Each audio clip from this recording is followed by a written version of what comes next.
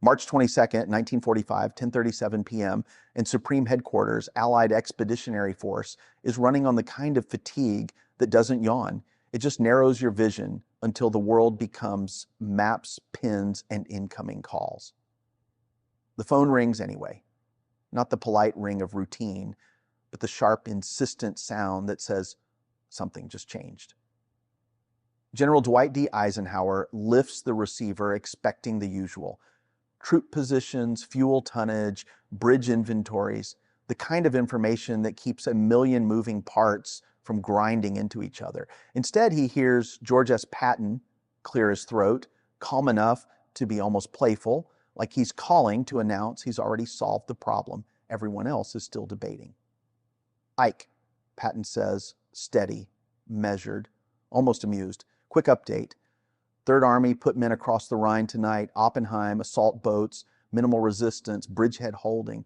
Thought you'd want to hear it from me first. There's a pause so clean it feels staged. Eisenhower sets down his pen very slowly because some part of him already knows that what Patton is describing is not just an operational report. It's a spark thrown into a room full of spilled fuel.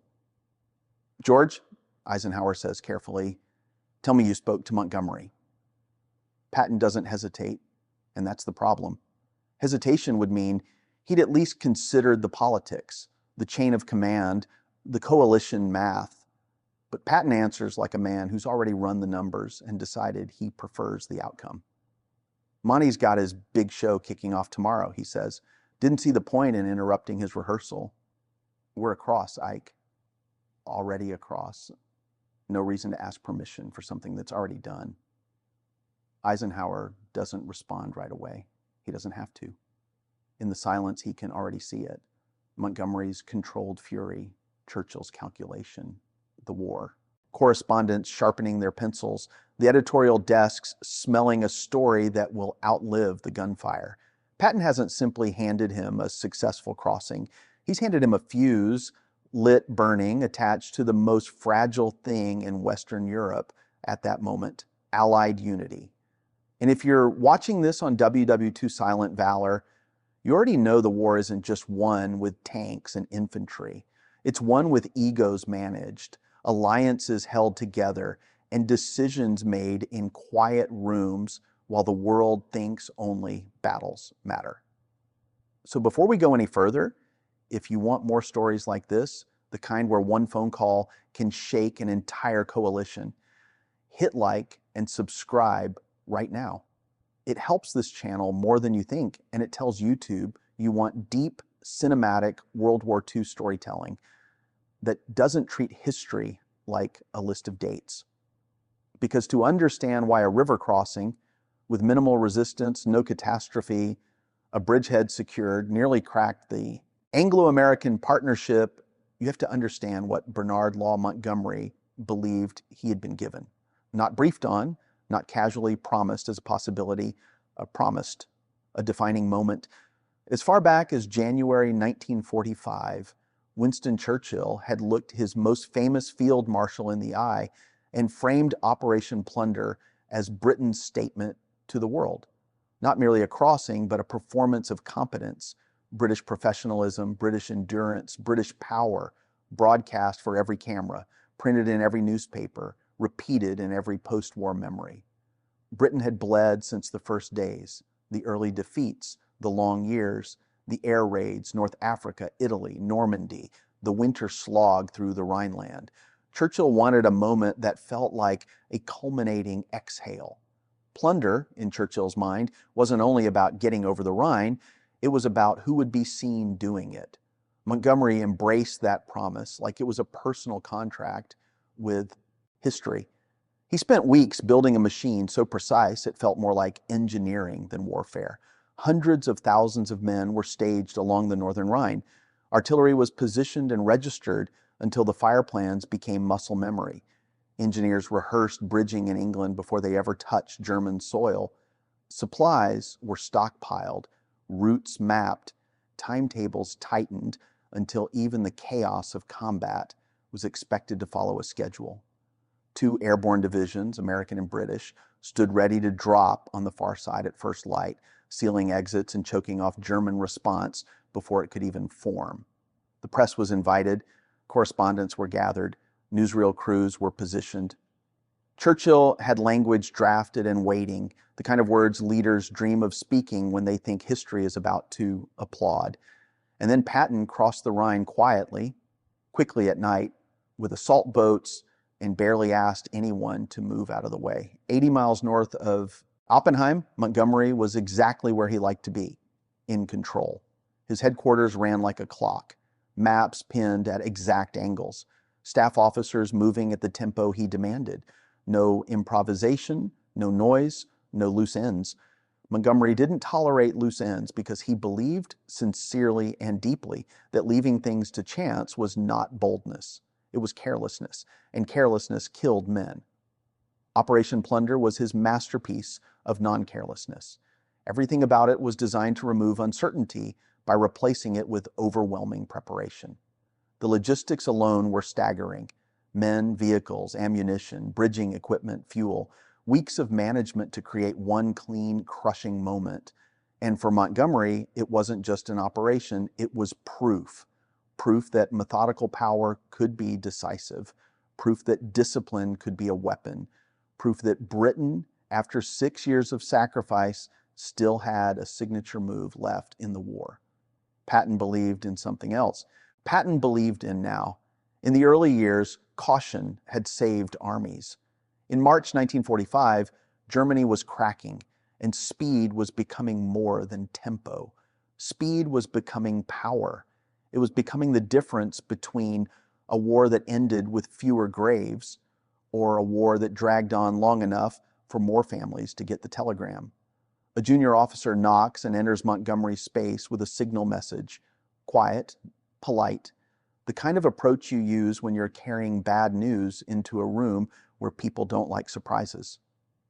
Montgomery takes the paper, reads it once, and stills. Reads it again. The room doesn't get louder. It gets colder. Patton was already across. Montgomery doesn't shout. That's what his staff fear most. When he's truly angry, he lowers his voice. When did this happen? He asks, not loud, just sharp. The officer tells him, who authorized it? No one, sir. Why weren't we informed? Silence, because there is no satisfying answer. And Montgomery sets the message down with a careful precision, as if the way he places paper on a desk might be the only control left in a moment that has slipped away. He folds his hands. He looks at his chief of staff. If this stands, he says quietly, command authority means nothing. On paper, he's right. Coalition warfare is not a collection of solo acts. It's a single orchestra. You don't let one musician decide to start the finale early because he thinks he can play it better. Not when timing matters, not when coordination is the difference between unity and chaos. Montgomery frames it exactly that way in the messages that start moving almost immediately, formal, precise, furious in the way only Montgomery could be furious. Not emotion, principle, not pride, structure. The question of whether unified command is real or decorative, but underneath the measured prose, the wound is obvious. The cameras were ready, the correspondents were waiting. Churchill was on his way. And the first Rhine crossing headline, the one the public would remember, already had Patton's name attached to it like a stamp. Montgomery's pressure campaign forms quickly. Complaints drafted, arguments sharpened. The case built like a legal brief. Patton's action risked strategic coordination, undermined discipline, and if unpunished would set a precedent where initiative becomes a license to ignore authority. The demand that begins as this cannot stand starts narrowing toward one conclusion. Patton must be relieved. That demand is aimed at the only two men who can truly decide what happens next. Eisenhower, who holds command, and Churchill, who holds politics and national pride in his hands like a fragile glass. At that moment, Churchill is airborne, headed toward the Rhine to watch Britain's finest hour unfold on schedule. He's in good spirits. He has reason to be. Plunder is the kind of operation that makes a nation feel tall again. It's the moment where Britain's long endurance becomes visible in one cinematic strike. Churchill has invited the press. He's arranged the story. He's rehearsing the narrative in his mind as the aircraft hums through the dark. Then the message reaches him. He reads it once, sets it down, looks out the window. Patton crossed the Rhine last night. Oppenheim, bridgehead secured. Churchill doesn't need a briefing on implications. He has spent a lifetime reading the geometry of power, how perception shapes policy, how headlines harden into history, how the first story told becomes the story repeated forever. He understands with cold clarity what this means. The narrative he built is now cracked down the middle. And before a second message arrives, he already knows what Montgomery will demand. Monty wants Patton punished, wants him relieved. Churchill sits with that, and you can almost feel the weight of it, because it's not a simple choice. Support Montgomery, and you risk poisoning the American relationship. At the exact moment, Allied unity is the war's most critical weapon. Support Patton's result, and you risk humiliating Britain's most prominent field commander in front of the very press Churchill personally summoned to witness British-led triumph. Below, the Rhine is coming into view. Plunder is beginning. The cameras are rolling. Perceptions are forming even before facts are confirmed. Churchill lands, and Montgomery is waiting, rigid, controlled, not a man greeting a leader, but a man preparing to defend a principle like it's his last line of trenches. They walk away from staff and reporters into privacy. The noise of the airfield fades until it feels like the war itself is holding its breath. Churchill speaks first. "You still want Patton removed?" Montgomery answers without hesitation. What he did was insubordinate, uncoordinated. If it stands without consequence, every commander in this theater will conclude that initiative overrides authority. That is not a coalition. That is chaos with good intentions. Churchill listens, and then quietly, almost gently, he asks the question he's been carrying since the aircraft. "Bernard, if Patton had asked your permission, would you have given it?" The silence that follows is long enough to be an answer before any words arrive. Montgomery finally says, "No." The main effort was plunder. A secondary crossing south of us would have split attention, complicated coordination, muddied the operational picture. Churchill lets that settle and then says what Montgomery doesn't want to hear. So you would have said no, and the crossing, which succeeded, which secured a bridgehead, which is militarily useful, would not have happened. Montgomery's jaw tightens. That is not the point. "I'm afraid," Churchill replies, calm but firm, "that it is precisely the point." There it is, the subtext crawling into daylight. This isn't only about coordination or doctrine. It's about who crossed first, who owns the headline, who history will credit when it writes the sentence that school children will memorize. This is where the Rhine fell. Churchill turns and looks north as if the river itself can offer advice. "Bernard, we cannot afford this. Not now. Germany is weeks from collapse. The Americans have the numbers, the momentum, the industrial weight. The world is watching, and the world is already changing." He pauses. "If we force a public rupture over Patton, we don't damage him. We damage ourselves." Montgomery says nothing because what can he say? That he can accept being outshone? That he can accept the story being stolen? Montgomery has always understood war as a narrative as much as a campaign. He knows what headlines do. He knows what pride does to nations. He also knows that Churchill is right about the timing. "I have to write to Eisenhower," Churchill says, voice low, tonight. Inside the command tent, Churchill dictates carefully, choosing words like "a man stepping across thin ice." Montgomery's messages are formal, furious, built like a court case designed to corner Eisenhower into action. Churchill's message is different, more restrained, more painful because it does not demand, it warns. Between the lines is the weight of it. The alliance is under strain, and only Eisenhower can keep it from cracking. Eisenhower reads everything. He reads Montgomery's precision, the complaint shaped like principle. He reads Churchill's restraint, the warning shaped like fear. And he knows both men have reasons that are not fully written on the page. He also knows Patton. Patton's brilliance is real. The kind of operational instinct that can't be trained into someone by lectures or regulations. He sees openings like other men see doorways. He acts before the enemy can even agree on what's happening. And in a war where speed now saves lives, Patton's aggression is a weapon. But Patton is also volatile. He doesn't distinguish between enemies and allies when he's moving. Everything is either an obstacle or an opportunity. And if you let him turn coalition warfare into a stage for personal triumph, you risk something worse than an argument. You risk the coalition becoming two armies marching in the same direction, but no longer trusting each other. And Montgomery? Montgomery is politically indispensable. He's British morale in uniform. Humiliate him publicly, and you don't just wound a general. You wound an ally's pride, and pride is not a minor resource in wartime. It is fuel.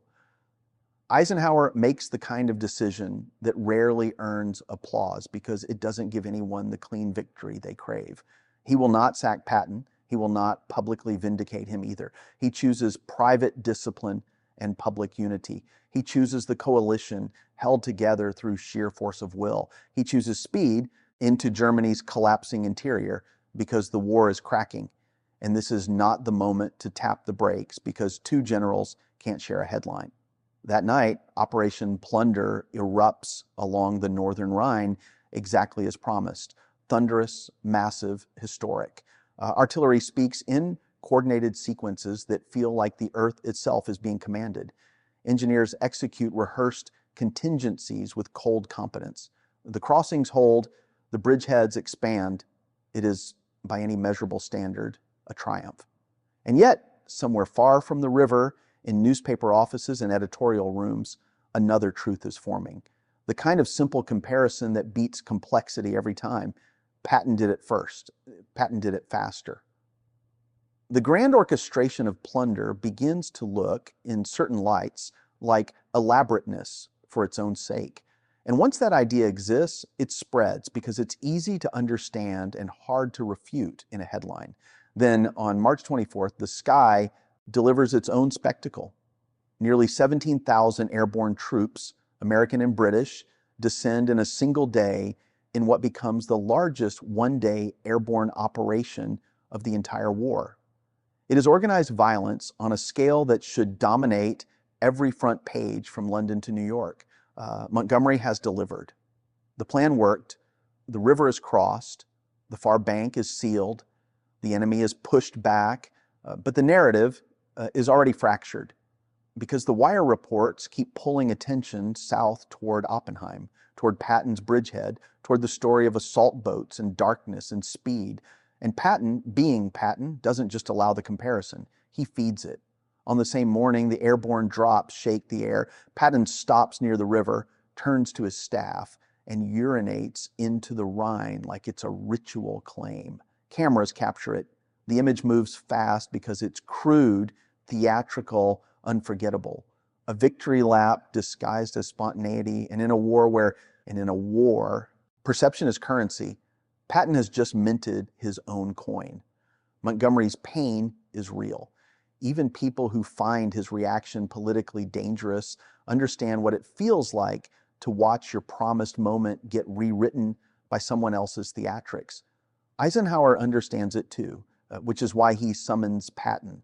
No staff, no audience, no room for performance, just the two of them in a quiet space where rank matters and theatrics die. Patton arrives the way he always arrives, helmet polished, posture immaculate, a man who looks like he believes he is doing you a favor by showing up. Eisenhower lets him sit and begins somewhere Patton might not expect. Oppenheim was bold, Eisenhower says, effective. The bridgehead held. The timing was sound. And it pulled German attention south at exactly the right moment. I want you to know I understand what you did militarily and why it worked.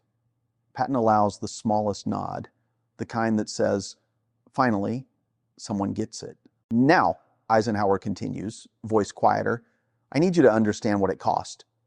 And he lays it out without drama because he doesn't need drama.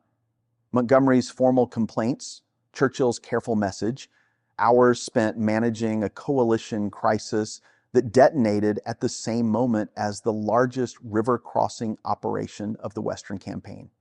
The press comparisons that Patton's circle encouraged.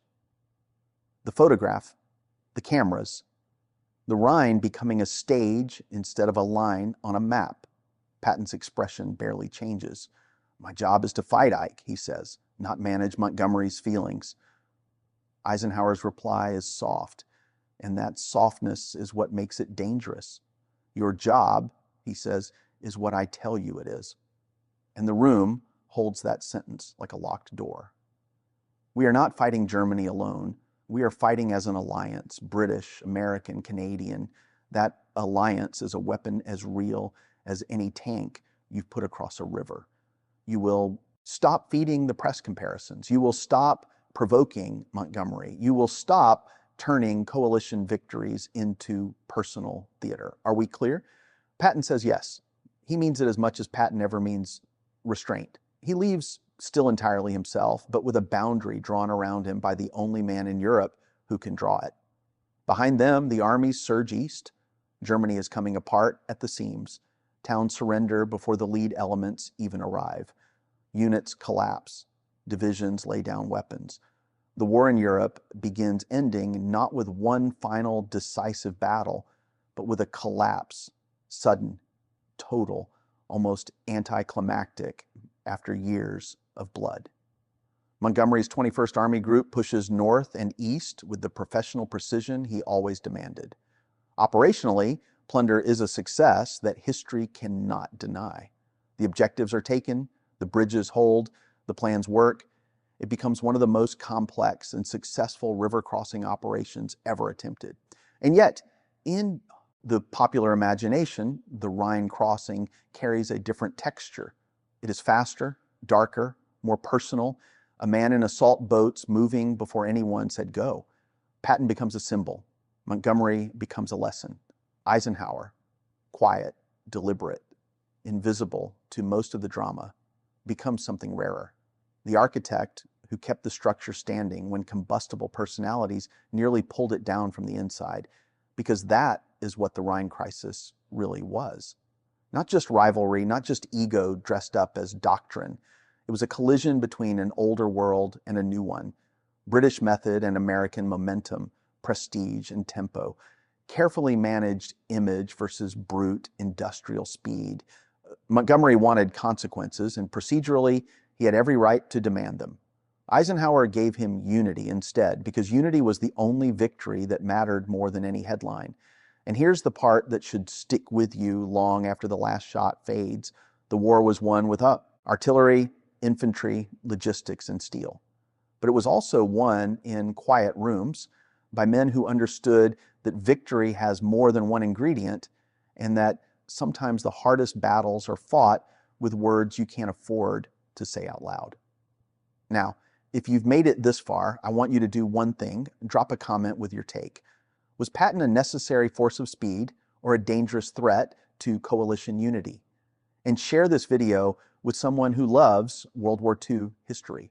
Because stories like this don't just explain what happened, they explain why personalities shaped outcomes as much as plans did.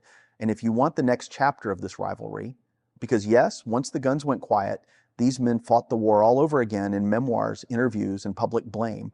Stay with WW2 Silent Valor. History didn't end on the Rhine. It just changed battlefields from rivers and roads to paper, microphones, and the war for memory itself.